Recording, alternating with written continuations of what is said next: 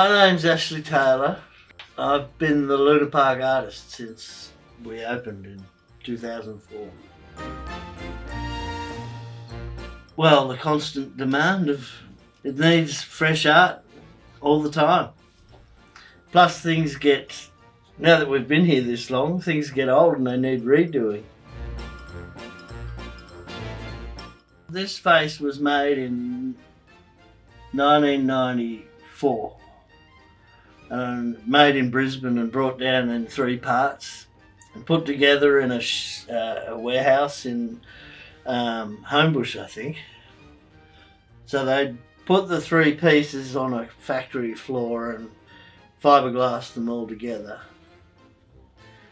And it was interesting, they wouldn't have had a way of standing back and looking at it, so they've just painted it pink.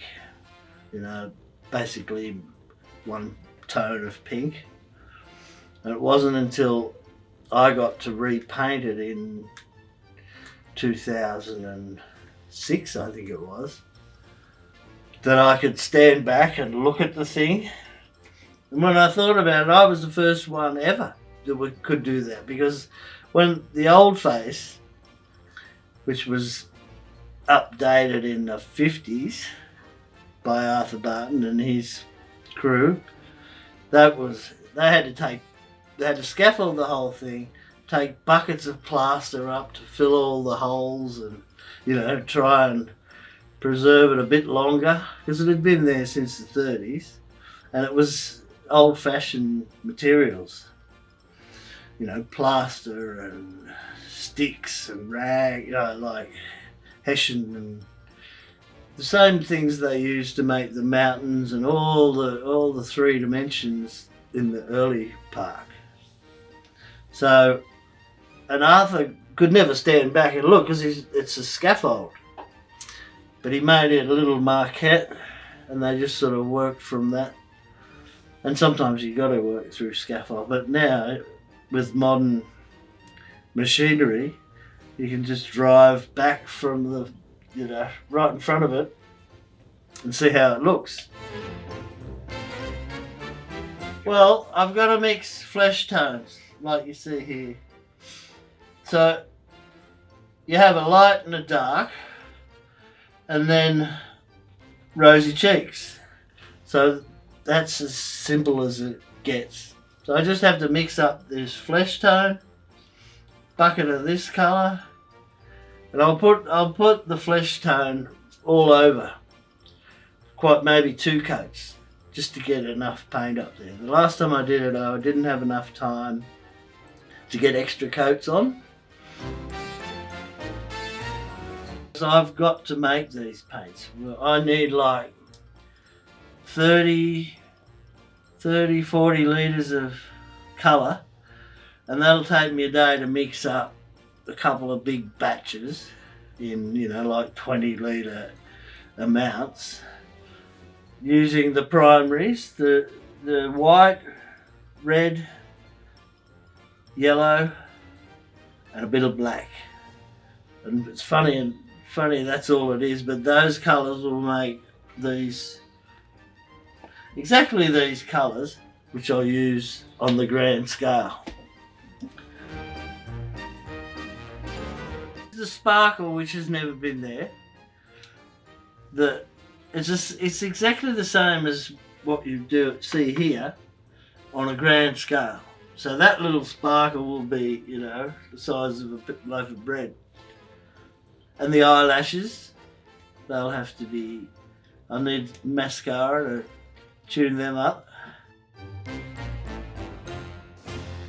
10 years it'll start looking maybe faded, but if I get enough paint on, we'll go for 15 years. The inside of Coney Island, which is, you know, a tribute to Arthur, and Kingo and I said when we started that, if it looks like we weren't here, we succeeded. Oh, I like them all. I loved the Dipper, but that's history. The road is great fun. The hair raises, a big thrill. I hadn't gone on that for a while. It had been here about a year before one of the maintenance guys put me on it. And I had no choice but to have a go. And it's great thrill. The rotor's got a pretty nostalgic feel because of the Arthur Bartons.